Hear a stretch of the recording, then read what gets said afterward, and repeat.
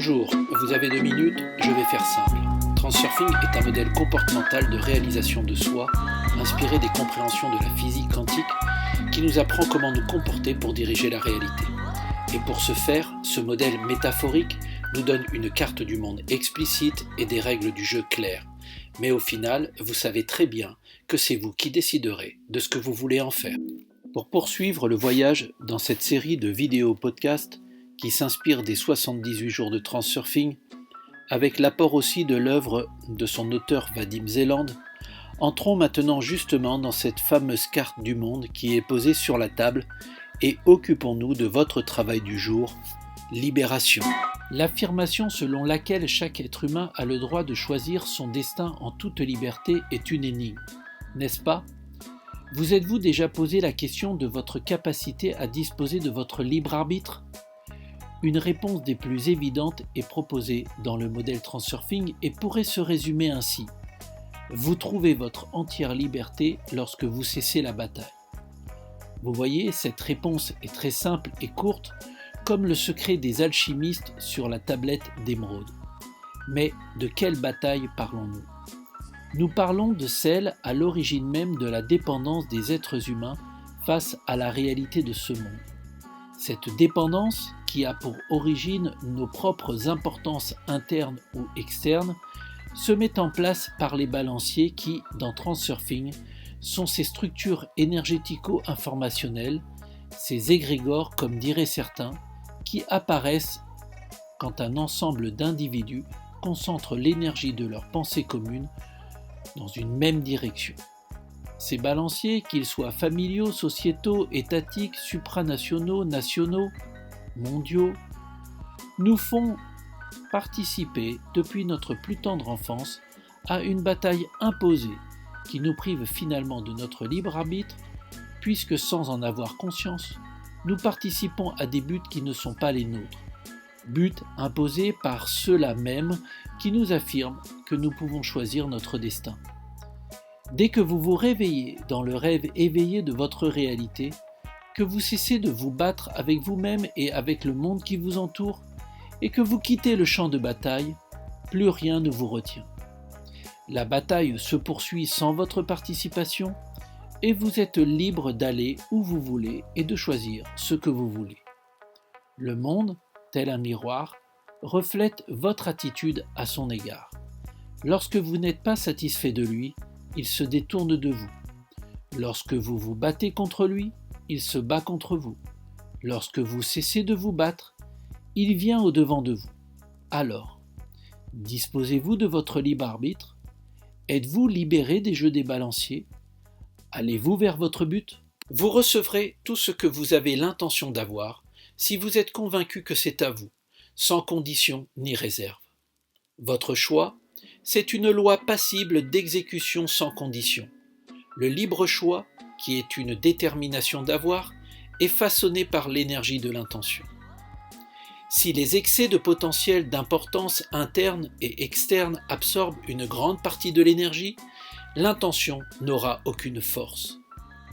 Pour rétablir les choses à leur juste valeur, il faut agir consciemment et être attentif à l'importance excessive que nous accordons à certaines choses et aux conséquences qui en découlent. L'énergie des excès de potentiel est dissipée dans l'action. Faites tourner une diapositive de votre but dans votre tête et déplacez-vous tranquillement en direction de celui-ci. Ce sera ainsi votre action. Alors, me direz-vous, comment le faire ? De quelle manière enclencher ce processus de mouvement vers le but ? Simplement, en suivant ces recommandations et en vous en rappelant. Comment ne pas avoir peur ? En trouvant une assurance, une solution de repli, un filet de sécurité, une solution de rechange. Comment ne pas s'inquiéter ou être anxieux ? En agissant, la peur et les potentiels d'anxiété sont dissipés dans l'action. Comment ne pas attendre et souhaiter ? En acceptant la défaite et en agissant. Dissoudre le désir et l'attente dans l'action. Comment renoncer à son importance ? En acceptant votre importance comme un axiome, en refusant d'entreprendre des actions visant à accroître votre importance. Comment ne pas être agacé? En jouant avec le balancier, en transgressant les règles de son jeu, en réagissant de manière inadéquate, vous déstabiliserez la cadence du balancier qui se trouvera démuni. Comment se débarrasser de la culpabilité? En arrêtant de vous justifier. Comment gérer les griefs et l'indignation? En arrêtant votre combat et en avançant dans le courant des variantes. Et si vous ne pouvez pas gérer les griefs et l'indignation, en vous permettant cette faiblesse, en ne vous forçant pas à toujours vouloir gagner. Et enfin, comment ne pas plier sous le poids des problèmes, en adhérant au principe de la coordination des intentions. Ainsi, au lieu de vous battre avec vos excès de potentiel, vous devez agir dans le cadre de l'intention pure. L'intention est purifiée dans le processus du mouvement, processus qui consiste, je le rappelle, à vous déplacer physiquement en direction de votre but. Je ne suis pas là pour vous faire un cours de ce que vous devriez faire ou pas. À vous de mettre en pratique ce modèle. Que vous soyez dans la création de votre propre entreprise, voire même d'une école de développement personnel, ou bien d'autres choses, n'oubliez jamais que cela pourrait aussi devenir un balancier. Chaque balancier a un degré de destruction différent, puisqu'il attrape l'individu afin de lui soutirer de l'énergie. Transurfing, même dans le pire scénario, serait bien moins destructif que ses semblables balanciers parce qu'il ne dessert pas une cause extérieure et générale, mais au contraire existe exclusivement pour le bien de chacun des individus. Par conséquent, un tel balancier serait tout à fait inhabituel. Il créerait une sorte de société individualiste où les gens se préoccuperaient exclusivement de leur destinée individuelle sur la couche de leur propre univers.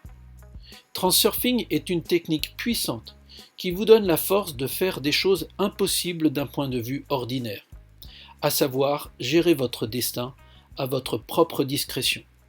Et cela n'est aucunement de l'ordre du miracle. Si vous avez apprécié ces quelques minutes et voulez aller plus loin, abonnez-vous, partagez, laissez-moi un commentaire. Si vous avez kiffé ce sujet, et quel que soit le réseau sur lequel vous voyez cette vidéo, laissez un cœur, un like ou un pouce. Et n'oubliez pas d'activer la cloche comme vous savez le faire. C'est Gabriel qui vous parle, expert en transurfing et copilote du centre Transurfing francophone.